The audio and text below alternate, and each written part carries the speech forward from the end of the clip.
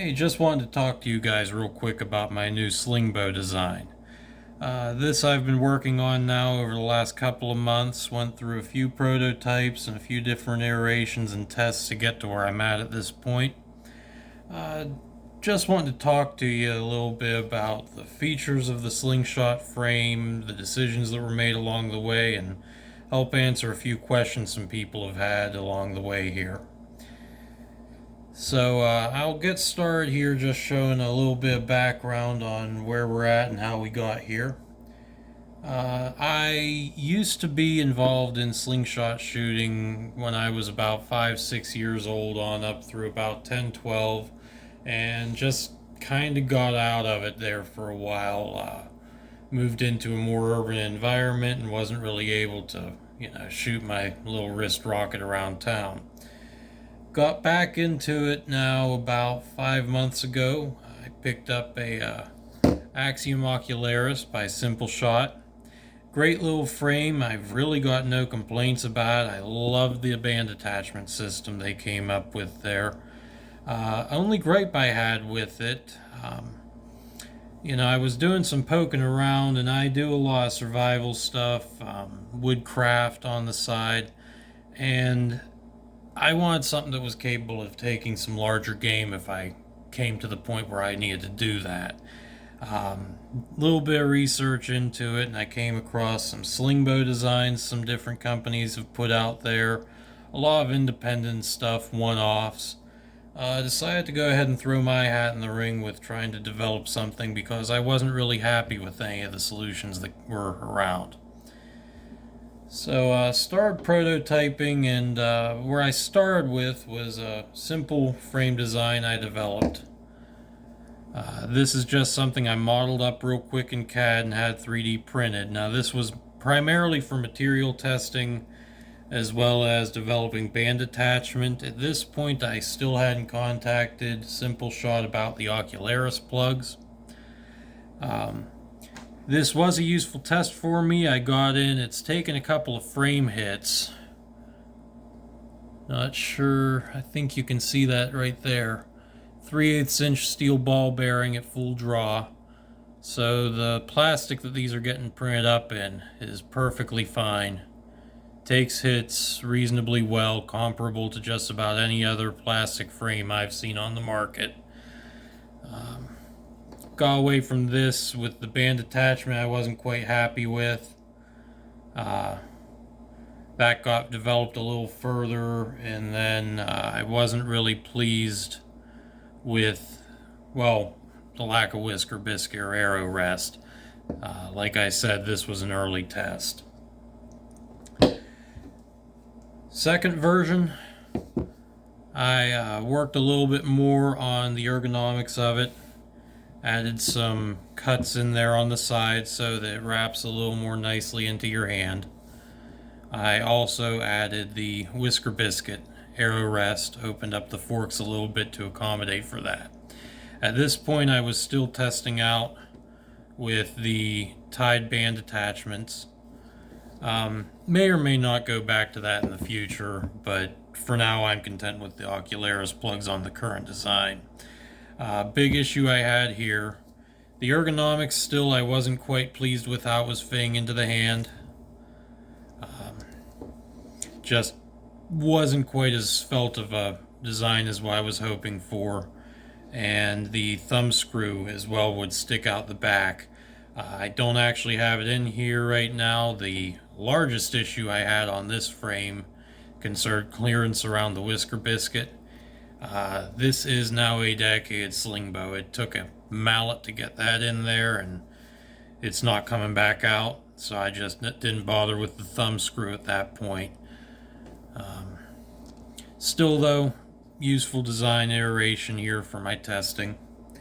And then the final product I came up with, and the design as it stands, I did a very major rehaul to the ergonomics and overall shape of this.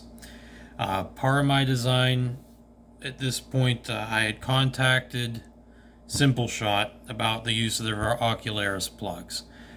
They came back and told me that it was perfectly fine. There's a number of frames on the market I just need to point you guys back to them in terms of purchasing the Ocularis plugs.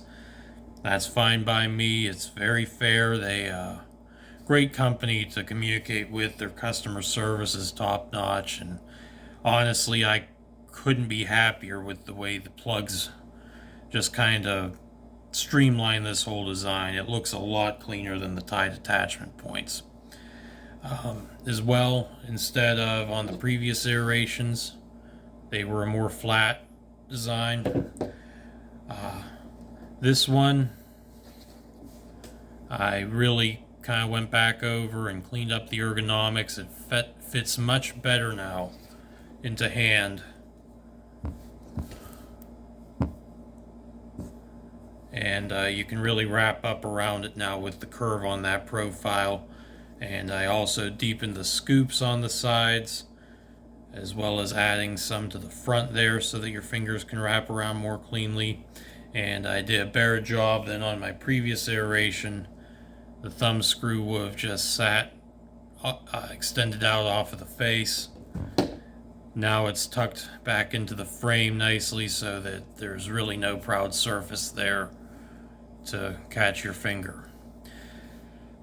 This design as well, I went through some design work developing the attachment area for the whisker biscuit. I opened up the clearances a little bit more than my old design. Now there have been some complaints in terms of the cost of the hardware. I know that that's a bit of an issue right now, as is this frame. The frame itself costs $65. The whisker biscuit that I'm using is $25. Now I did look around on Simpleshot. They actually have a whisker biscuit available for right around $10. I've not tested that yet in terms of fit. However, from what I've seen, most of these are molded up almost exactly the same. I'll test that out and get back to everyone in terms of the fit and finish with that. But then, so I've got 65 in the frame. It was 25, 26 for the whisker biscuit. And then the hardware itself came out to right around $15, $16 shipped. I know that's not cheap. There's no way around that. Part of that was none of this is wholesale pricing right now. I may come out with hardware kits in the future. All it is, you're looking at a lock nut, a thumb screw, and then I've got a titanium washer down in underneath here. That stuff you might be able to source one off at a hardware store a lot cheaper. I didn't bother. All of my stuff sourced from McMaster Car. But yeah, I'll work on getting the cost of that down in the future. My hope is between the frame, whisker biscuit, and hardware, I'm hoping to be able to bring this whole package down in under $100 to buy. Now these are still 3D printed. That is through shapeways.com. No complaints really with the fit and finish of their printing. It's got a nice, almost like a sandblasted texture to it. Couple of print lines you can see down through some portions of the frame that weren't quite cleaned up perfectly, but you know, it's 3D print, you have to expect some of that. But what I've been really pleased with is the lack of flex. I cannot flex this frame no matter what I do. So they're solid. I've got no concerns there. Now, the choice of hardware here, I've gotten some comments that this is such a massive thumb screw. Why would I ever do that? Well, when you're out in the woods, you don't exactly expect to be sitting around with a screwdriver. I sourced this so that you can use any quarter, key, whatever the heck else you might have, even the back of a knife blade. Anything you can fit down in there, you can get this out. For demonstration purposes, here's my key. I just have to get in there and get it started. Once it's loosened up past the lock nut portion, that threads right out. There's the washer. The nut will fall out if you don't watch where you're dropping that into. But then this one, it does still have a snug fit, but slots right out of there. I did keep everything pretty close on the profile there. You honestly could probably shoot this with that arrow rest in there without having the thumb screw or lock nut. It would work, but personally I just like having it there for peace of mind. Now, another design choice that was made, and you'll note I put this whisker biscuit in now opposite hand. It's an ambidextrous design. You can shoot this right or left-handed, no issues. And then as well, I've had some concerns about this being a through the fork only design with the arrow rest. In terms of that, if you notice down through that hole, as I start to back this arrow rest out, okay, right there you can see it bottoms out to that channel. And that puts the arrow rest right in line with the top of the forks. I modeled it up that way intentionally. You can toss your lock nut in there. And a little bit of misalignment there, but if you lock that down,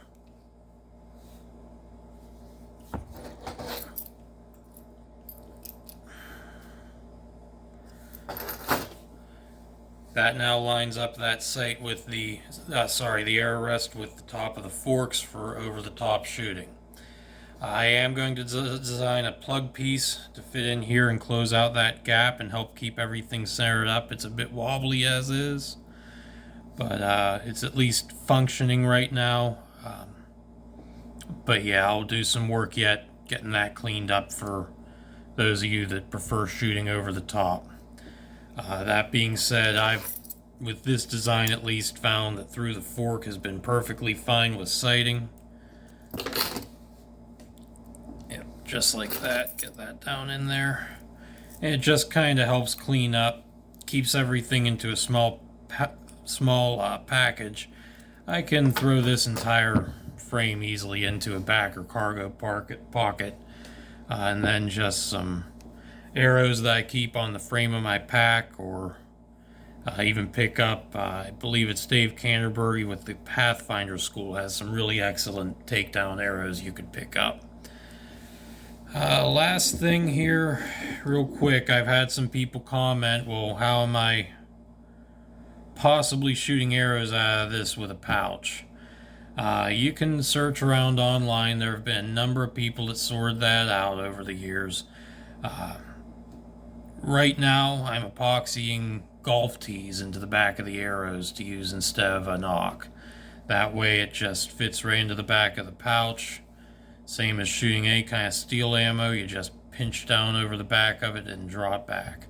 That works fine.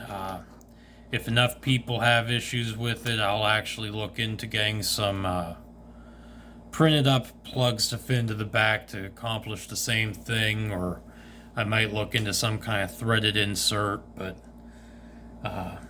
that might be a little bit further off yet. I'm not quite sure it's necessary. But yeah, please feel free to contact me now with any further questions or concerns. I'd be more than happy to answer any inquiries. Currently, these frames are going to stay in production as 3D printed only. I don't really have the money to toss into tooling costs to get injection molds made up, and it would be a bit tricky to do the internal features there around the whisker biscuit. But if there's enough interest and enough sales, I might look into doing that in the future. But like I've said, the 3D printing, I couldn't be happier with the quality. I mean, these things are solid. There's no concern whatsoever in my head that this is ever going to break down. At least with the plastic selections I've made in terms of what can be produced off of that website. So yeah, feel free to contact me with any further issues. I apologize I wasn't able to get out and shoot it today as part of the video. I'll try to get around to that, but it's a bit rainy out and I still live in town, so I'm gonna have to go out somewhere that I'm actually able to shoot it and show it off a bit to film that. But yeah, thanks for watching the video, and feel free to contact me if you have any questions.